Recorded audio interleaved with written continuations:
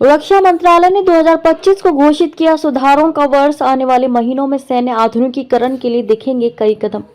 भारत ने बुधवार को 2025 को ईयर ऑफ डिफेंस रिफॉर्म्स यानी कि सुरक्षा सुधारों का साल घोषित किया है और कहा कि इसका उद्देश्य सेना के तीन अंगों के बीच तालमेल बढ़ाने के लिए एकीकृत सैन्य कमान शुरू करना और सेना को तकनीकी रूप से उन्नत और युद्ध के लिए तैयार बल में बदलना है। रक्षा मंत्री राजनाथ सिंह ने कहा कि ये सुधार देश की रक्षा तैयारियों में अभूतपूर्व प्रगति की नींव रखेंगे और 21वीं सदी की चुनौतियों के बीच भारत की सुरक्षा और संप्रभुता सुनिश्चित करेंगे। रक्षा मंत्रालय ने जिन सुधारों की योजना बनाई है उनका व्यापक उद्देश्य रक्षा अधिग्रहण प्रक्रियाओं को सरल और समयबद्ध बनाना, प्रमुख हितधारकों के बीच गहन सहयोग सुनिश्चित करना, बाधाओं को दूर करना, अक्षमताओं को समाप्त करना और संसाधनों का अधिक से अधिक उपयोग करना है।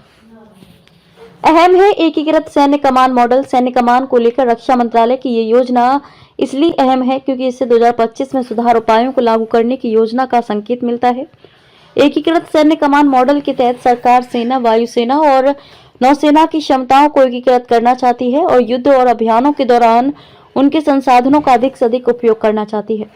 एकीकृत सैन्य कमान योजना के अनुसार प्रत्येक सैन्य कमान में सेना, नौसेना और वायुसेना की इकाइयां होंगी और ये सभी एक विशिष्ट भौगोलिक क्षेत्र में सुरक्षा चुनौतियों को देखते हुए एक इकाई के रूप में काम करेंगी।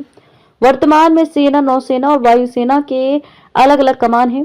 एआई पर होगा ध्यान। मंत्रालय ने कहा कि 2025 में साइबर और अंतरिक्ष जैसे नए क्षेत्रों, कृत्रिम बुद्धिमत्ता, एआई, मशीन लर्निंग, हाइपरसोनिक और रोबोटिक्स जैसी उभरती टेक्नोलॉजी पर ध्यान केंद्रित किया जाएगा।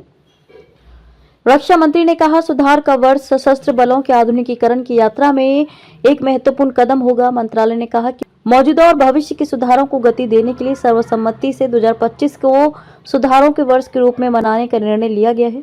रक्षा मंत्रालय ने एक बयान में कहा कि सुधारात्मक उपायों को सशस्त्र बलों को तकनीकी रूप से उन्नत और युद्ध के लिए तैयार ऐसे में बल में बदलने के लिए लागू किया जाएगा जो बहुक्षेत्रीय एकीकृत संचालन में सक्षम हो। रक्षा उत्पादों का उत्पादक बनने पर जोर। मंत्रालय के अनुसार राजनाथ सिंह के नेतृत्व में हुई बैठक में यह निर्णय लिया गया कि इन सुधारों का उद्देश्य एकजुटता और एकीकरण की पहल को और मजबूत करना तथा एकीकृत सैन्य कमान की स्थापना को सुगम बनाना होना चाहिए।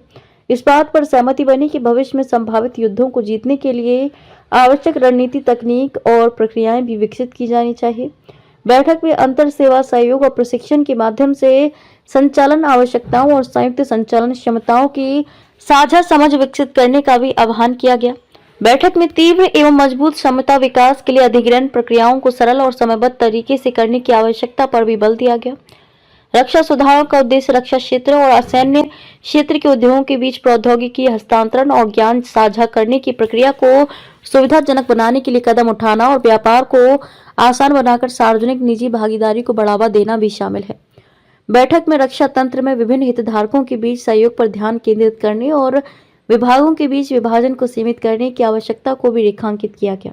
बैठक में कहा गया है कि मंत्रालय को भारत को रक्षा उत्पादों के एक विश्वसनीय निर्यातक के रूप में स्थापित करने की दिशा में काम करना चाहिए और भारतीय उद्योगों और विदेशी मूल उपकरण निर्माताओं के बीच अनुसंधान एवं विकास और साझेदारी को बढ़ावा देना चाहिए।